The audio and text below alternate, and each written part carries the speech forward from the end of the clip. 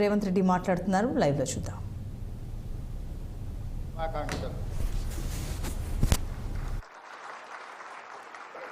తెలంగాణ సాగునీటి పారుదల శాఖ మంత్రివర్యులు ఉత్తమ్ కుమార్ రెడ్డి గారు నాతో పాటు ఈ కార్యక్రమంలో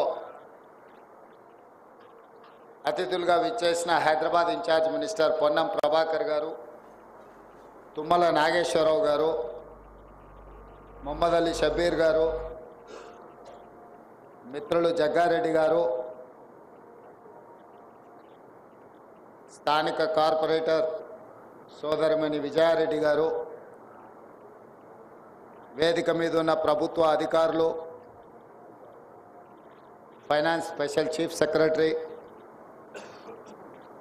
irrigation adviser, irrigation department principal secretary, అదేవిధంగా ఇతర అధికారులు, ఈరోజు నూతనంగా నియామక పత్రాలు స్వీకరించబోతున్న యువమిత్రులందరికీ మనస్ఫూర్తిగా అభినందనలు తెలియజేస్తున్నాను.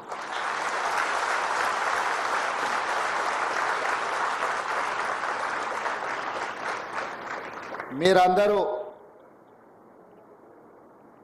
ఉద్యోగాలను సాధించడంలోనే కాదు,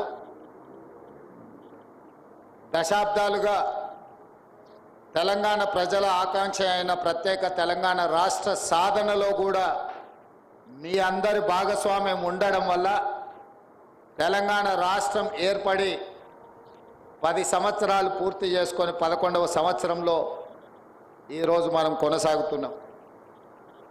ముఖ్యంగా మీకందరికీ నేను చెప్పవలసిన అవసరం లేదు.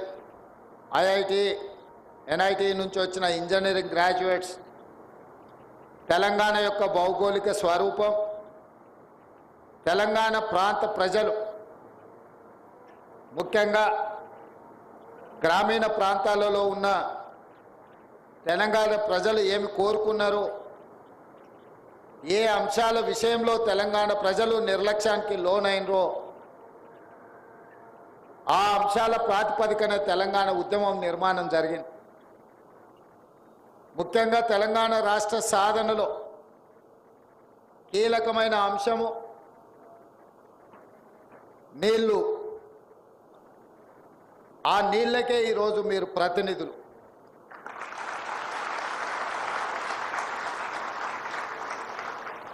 రెండవది నియామకాలు. తెలంగాణ రాష్ట్రం వచ్చినాక 11 సంవత్సరాల వరకు మీకు నియామక పత్రాలు అందలేదు. కానీ ఈరోజు ఉత్తమ్ కుమార్ రెడ్డి గారు ప్రత్యేకమైన శ్రద్ధ తీసుకొని తెలంగాణ పబ్లిక్ సర్వీస్ కమిషన్లో మీ నియామకాలు వాయిదాలు పడుతుంటే ఆ నియామకాలు చేపట్టవలసిందే. ఈ నిరుద్యోగ యువకులు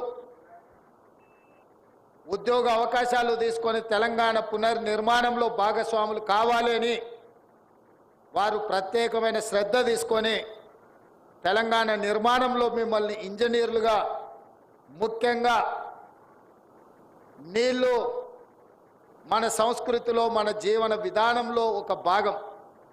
అలాంటి శాఖలో ఈరోజు మీరు ఇంజనీర్లుగా నియామకాలు కావడానికి వారే ప్రత్యేకమైన శ్రద్ధ తీసుకున్నారు. మీరు పెద్ద ఎత్తున వారిని చప్పట్లతో అభినందించండి.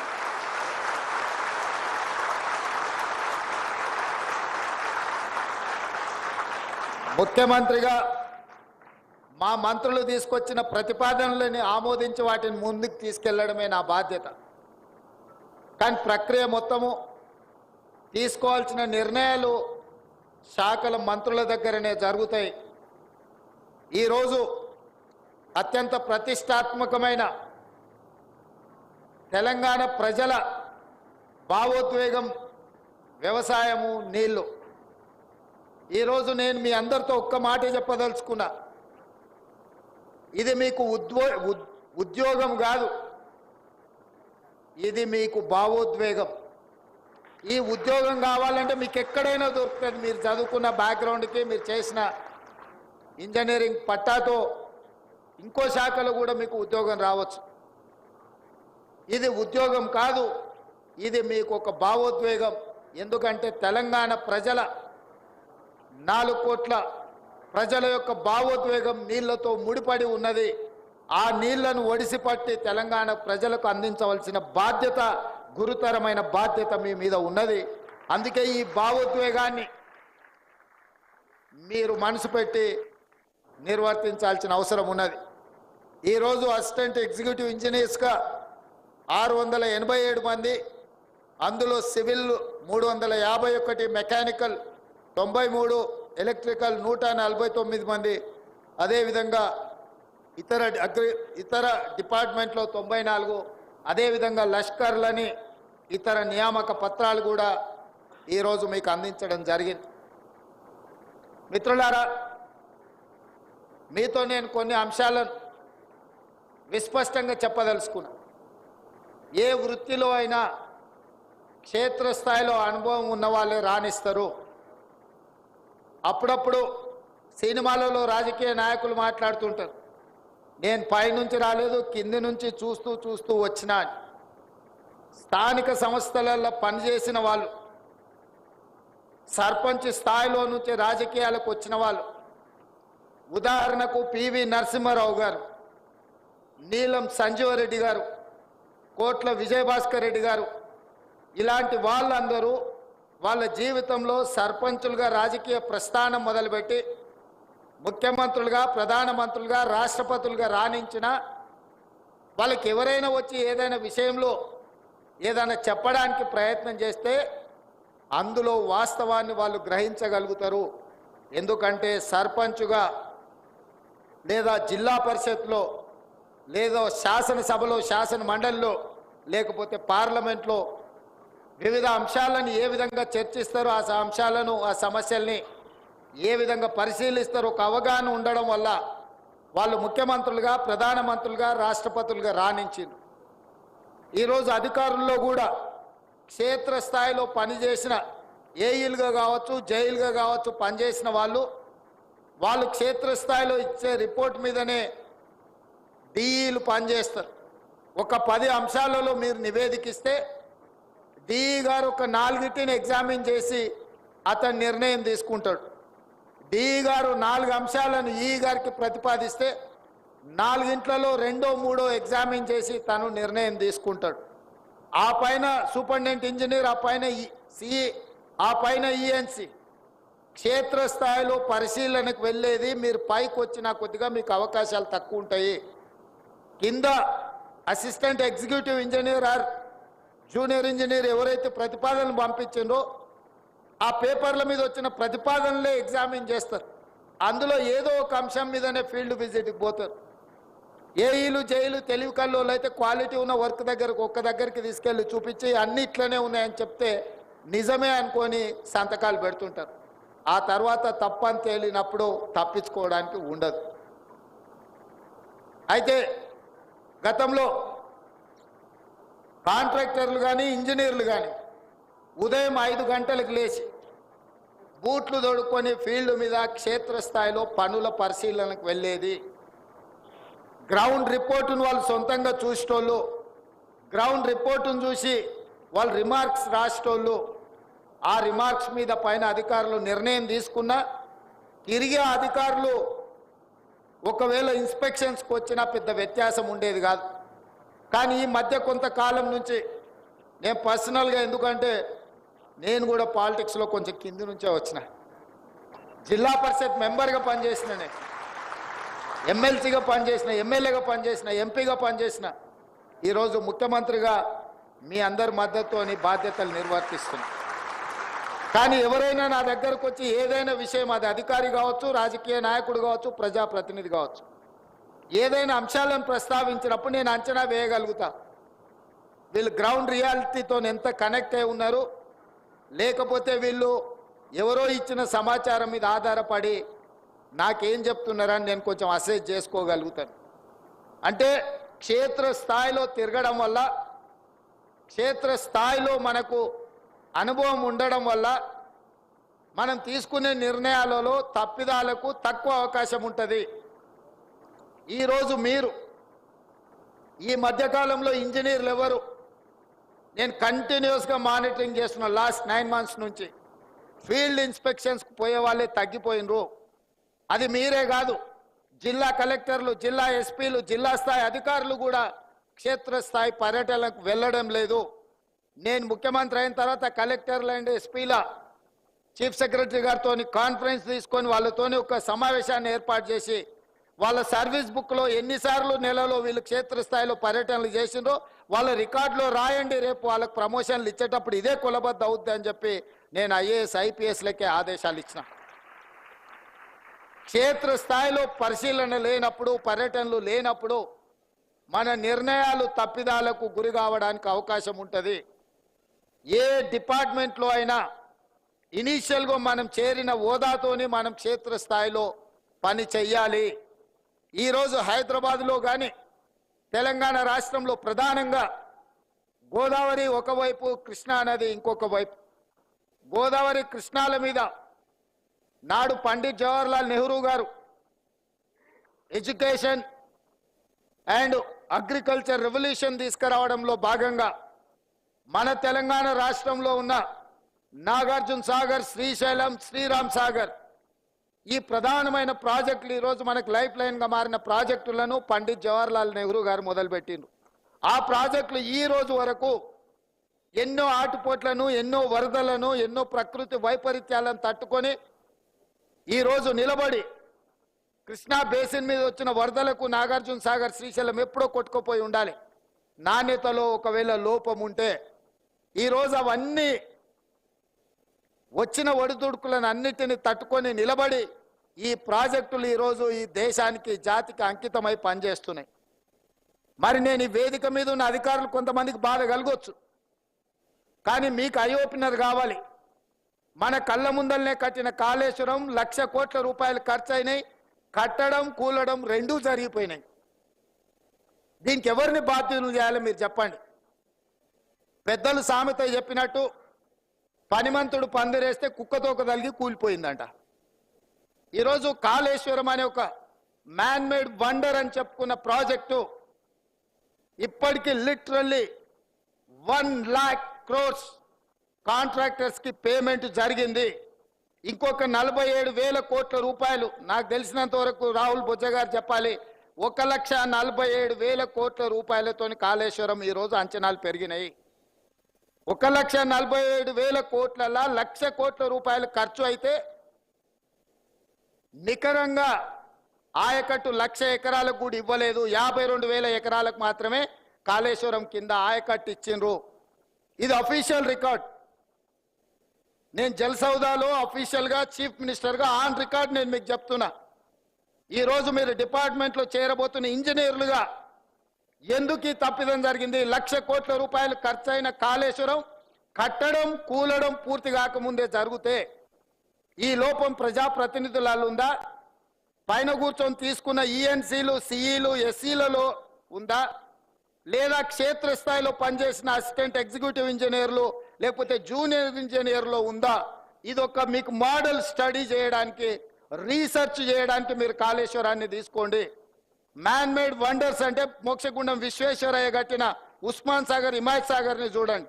1908 హైదరాబాద్ మీద ఫ్లడ్స్ వచ్చి వేలాది మంది చనిపోయినప్పుడు నిజాం గ్లోబల్ టెండర్ పిలిచి ఇక్కడ ఉన్న ఈ వరదల్ని అరికట్టడానికి, హైదరాబాదు నగరాన్ని రక్షించడానికి ఒక గ్రేట్ భారత రత్న ఇంజనీర్ని అపాయింట్ చేస్తే అతను నిర్మించిన Osman Sagar, Himayat Sagar more than 100 years ఈరోజు ఉండి ఈరోజు హైదరాబాదు నగరానికి తాగడానికి నీళ్ళు అందిస్తుందంటే మోక్షగుండం విశ్వేశ్వరయ్య మీకు ఆదర్శం కావాలన్నా? 1,00,000 కోట్ల రూపాయల ఖర్చు పెట్టి కట్టడం, కూలడం జరిగిన కాళేశ్వరం ఇంజనీర్లు మీకు ఆదర్శంగా ఉండాలన్నా? యాజ్ ఏ ఇంజనీర్స్గా ఈరోజు మొదటి రోజు ప్రభుత్వ ఉద్యోగంలో చేరుతున్న మీరు ఆలోచన చేయండి. ఇది నిజంగా అంటే ఎవరిని ఏమనాలో తెలియని పరిస్థితి. ఏమని అనాలన్నా more than 50% department they worked in Kaleshwaram. వాళ్ళందరి మీద చర్యలు తీసుకుంటే అసలు డిపార్ట్మెంటే ఉండదు, రద్దు చేయాల్సిన పరిస్థితి ఉంది. చర్యలు తీసుకోకపోతే అందులో ఉన్న వాళ్ళనే మీరు కొనసాగిస్తున్నారని మేము ఆరోపణలు ఎదుర్కోవాల్సిన పరిస్థితి.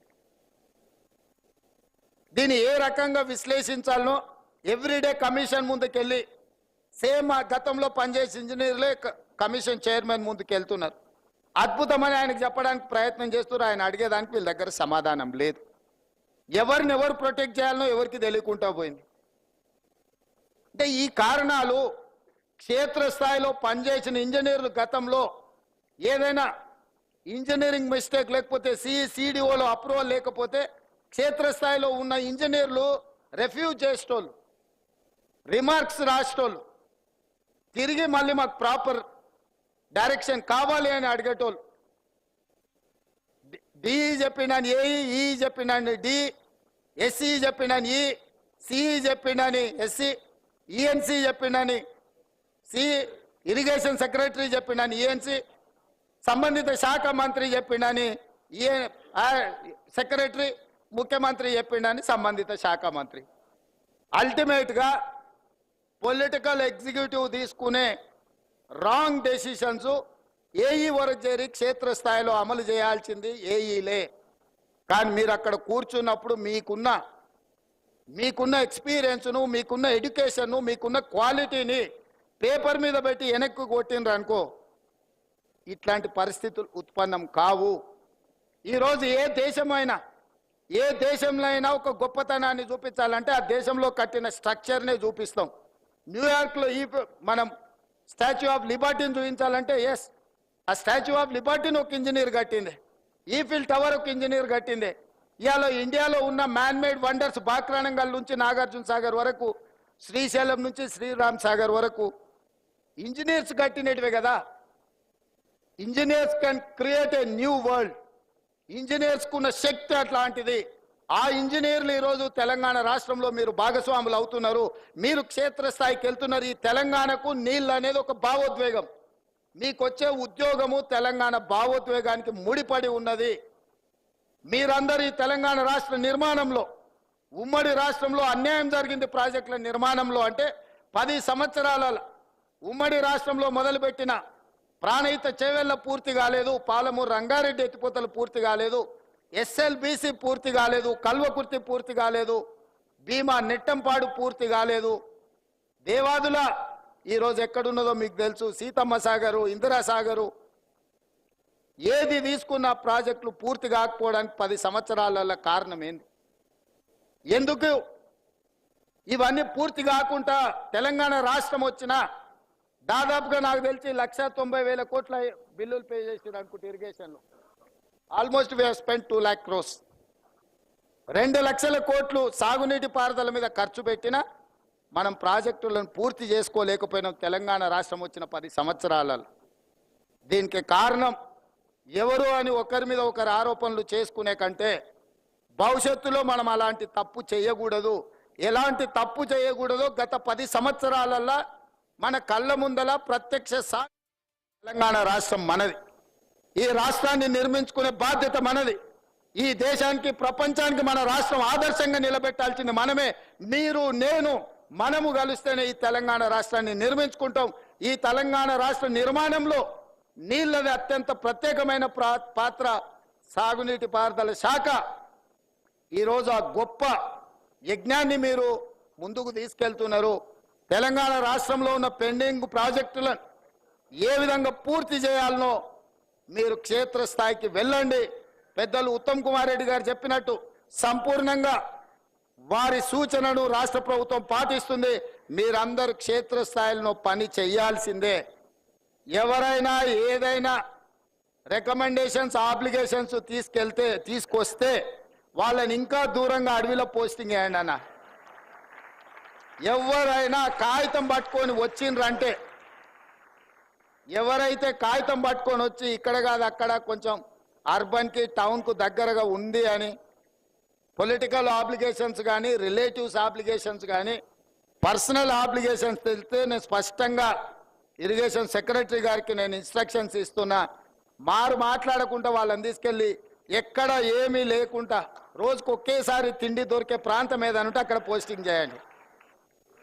ఎందుకంటే ఉదయం తిని ఇంట్లోకి వెళ్తే మళ్ళీ రాత్రికి వస్తే ఇంటి దగ్గరనే భోజనం దొరకాలి వాళ్ళకి. ఆకలి ఉంటే పని మీద ఫోకస్ ఉంటుంది, కడుపులో నిండగుంటే నిద్ర వస్తుంది. ఎందుకంటే ఎలక్షన్ క్యాంపెయినింగ్లో నేను అంటే కొంచెమే తింటా, ఎక్కువ తింటే నిద్ర వస్తే ఎక్కువ ప్రోగ్రామ్ చేయలేనని. మీకు అందరికి కూడా మిత్రులారా, ఇది ఒక మంచి గొప్ప అవకాశం. మిమ్మల్ని మీరు నిరూపించుకునే సందర్భం. మనం ఈ 5 సంవత్సరాలలో టార్గెటెడ్గా పనిచేద్దాం. మిగిలిపోయిన కాళేశ్వరం కావచ్చు, లేకపోతే ఎస్ఎల్బిసి కావచ్చు, పాలమూరు రంగారెడ్డి కావచ్చు, ఈ ప్రాజెక్టులను పూర్తి చేసుకుంటే తెలంగాణ ఈ దేశంలో ఏ రాష్ట్రం మనతో పోటీ పడనంతగా అంతర్జాతీయ జల వివాదాలు, రాష్ట్ర జల వివాదాలు, అంతర్రాష్ట్ర జల వివాదాలు మీకు అందరికీ తెలుసు. ఈ అంతర్రాష్ట్ర జల వివాదాలలో ఉన్న ప్రధానమైన సమస్యనే ప్రాజెక్టులు పూర్తి కాకపోవడం. పూర్తయిన ప్రాజెక్టులకు కేటాయించిన నీళ్లు శాశ్వతంగా ఉంటాయి కాబట్టి ఈ సమస్య కూడా, నీళ్ల సమస్య, అంతర్రాష్ట్ర సమస్యలు కూడా మీ పనితనం మీద, మీ ఎఫిషియన్సీ మీద ఆధారపడి ఉన్నది. మీరందరూ కష్టపడాలి, తెలంగాణ రాష్ట్రాన్ని అభివృద్ధి పదం వైపు నడిపించాలి. మీకు ఏదైనా క్షేత్రస్థాయిలో సమస్యలు వస్తే నేను సిద్ధంగా ఉన్న వినడానికి. మీరు పనిచేసే క్రమంలో సమస్యలు వస్తే చెప్పండి, 100% నేను జవాబుదారీ ఆ సమస్యలను పరిష్కరించడానికి. పని చేయకుండా బదిలీ చేయాలనే దానికి మాత్రం నేను జవాబుదారీ కాదు. మీ ప్రాక్టికల్గా మీకు ఏ సమస్య వచ్చినా పరిష్కరించడానికి మీ అన్నగా, ఈ రాష్ట్ర ముఖ్యమంత్రిగా నేనున్నా. ఎప్పుడైనా రావచ్చు, కలవచ్చు, మీ సమస్యలు చెప్పుకోవచ్చు. మీరు క్షేత్రస్థాయిలో పనిచేయండి, తెలంగాణ పునర్నిర్మాణంలో భాగస్వాములు కాండి అని తెలియజేస్తూ మరొక్కసారి మిమ్మల్ని అందరినీ, మీ కుటుంబ సభ్యులను అందరినీ, ఇవాళ ఈ యంగ్ ఇంజనీర్స్ కళ్ళల్లో ఆనందం చూస్తుంటే నాకు 100% విశ్వాసం కలిగింది. తెలంగాణ నిర్మాణంలో మీరు భాగస్వాములు అవుతారు. మీతో ఇంకొక మాట కూడా నేను చెప్పదలుచుకున్నా. ప్రభుత్వం వచ్చిన 90 రోజుల్లో 30,000 ఉద్యోగ నియామకాలు ఎల్బీ స్టేడియంలో ఎక్కడ మేము ప్రమాణ స్వీకారం చేసినామో అక్కడనే నియామకాలు చేపట్టినాం. మిమ్మల్ని కూడా అక్కడే అంటే ఉత్తమ్ కుమార్ రెడ్డి గారు అన్నారు, లేదు జలసౌధకు రాండి, మా సాగునీటి పారుదల కార్యాలయానికి వస్తే మా వాళ్ళందరినీ ఇన్స్పైర్ చేసినట్టు ఉంటుంది. మా హెడ్ ఆఫ్ ద డిపార్ట్మెంట్లో వాళ్ళకు నియామక పత్రాలు ఇవ్వండి, వాళ్ళకు లైఫ్ టైం మెమరీ ఇది అని వారు చెప్పిండ్రు. వారు చెప్పినప్పుడు నేను పెద్దగా ఆలోచన చేయలేదు, కానీ ఈరోజు నిజంగా మిమ్మల్ని అందరినీ చూసిన తర్వాత వారి సూచన నిజమని అనిపించింది. మరొక్కసారి మిమ్మల్ని అందరిని అభినందిస్తూ సెలవు తీసుకుంటున్న మిత్రులారా.